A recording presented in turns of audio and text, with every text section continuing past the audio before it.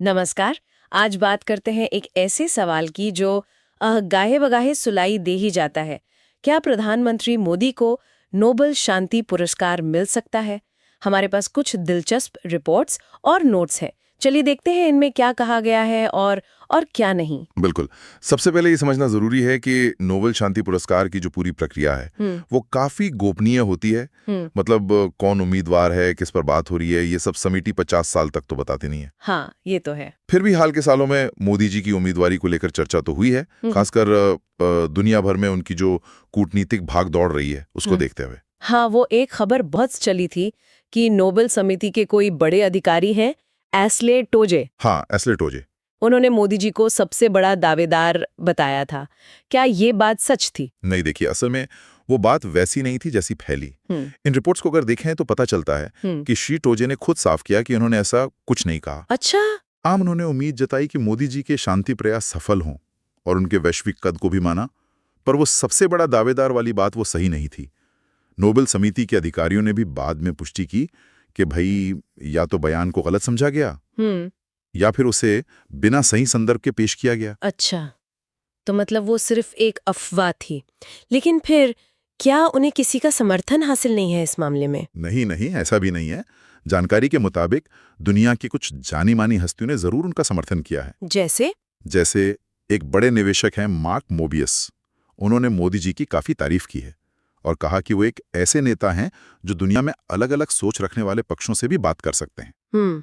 Mobius को लगता था कि पश्चिम एशिया संकट हो या रूस यूक्रेन युद्ध, ऐसे जो वैश्विक झगड़े हैं उनके बीच मोदी जी एक अहम शांति दूत बन सकते हैं। उनका मानना था कि मोदी जी अपने कूटनीतिक प्रयासों और भारत के निष्पक्ष रुख के लिए नोबेल शांति पुरस्कार के हकदार हैं। ये दिलचस्प है कि एक निवेशक शांति दूत की भूमिका की बात कर रहे हैं। तो फिर उनके शांति प्रयासों में किन बातों का जिक्र मिलता है इन सूत्रों में? देखिए, जो जानकारी मिली है उसके मुताबिक बात उनके लगातार कई देशों के नेताओं से मिलने जुलने की है। बातचीत के जरिए मसले सुलझाने की कोशिशों की है। संघर्ष करने वाले पक्षों के बीच शांति को बढ़ावा देने की बात भी है।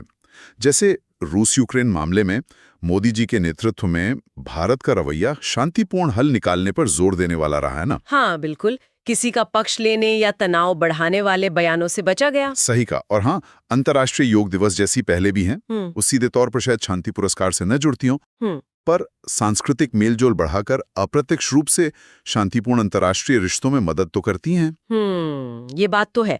पर फिर नोबेल पुरस्कार की असलियत क्या है? मतलब इन सब चर्चाओं और जो वास्तविक प्रक्रिया है उसमें कितना तालमेल है? हाँ, यहीं पर एक अहम सवाल सामने आता है। देखिए, मीडिया में या आम चर्चाओं में भले ही मोदी जी का नाम आ जाता हो एक संभावित उम्मीदवार के तौर पर, लेकिन नोबेल समिति अपनी गोपनीयता बनाए रखती है। उनकी तरफ से ना तो कोई पुष्टि हुई है, ना ही कोई समर्थन सार्वजनिक किया गया है। अच्छा। ये जो तारीफें होती हैं वो अक्सर लोगों की धारणाएं होती हैं या कुछ समूहों का समर्थन होता है या फिर उनके नेतृत्व से जुड़ी उम्मीदें। इनका समिति के औपचारिक फैसले से सीधा लेना देना नहीं होता।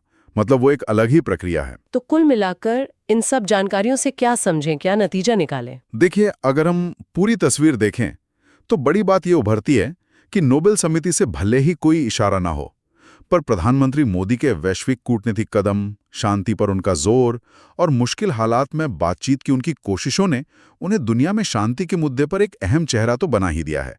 इसमें कोई शक नहीं। हाँ, ये तो दिखता है। उनका काम दिखाता है कि आज की जो उलझी हुई एक दूसरे से जुड़ी दुनिया है उसमें ऐसे नेतृत्व का महत्व बढ़ रहा है जो दूरियां कम करने की कोशिश करे। चाहे कोई औपचारिक पुरस्कार मिले या न मिले, बातचीत और वैश्विक सहयोग पर उनका लगातार ध्यान देना ये उन मूल्यों से तो मेल खाता ही है जिनका सम्मान नोबेल शांति पुरस्कार करता है। और शायद हमारे सुनने वालों के लिए सोचने के लिए एक विचार यहाँ छोड़ सकते हैं। बिल्कुल। कि क्या किसी नेता के शांति प्रयासों की कीमत सिर्फ पुरस्कारों से ही तय होनी चाहिए, या दुनिया के मंच पर लगातार बातचीत और सहयोग बनाए रखने की उनकी कोशिश वो अपने आप में ज्यादा अहमियत रखती है?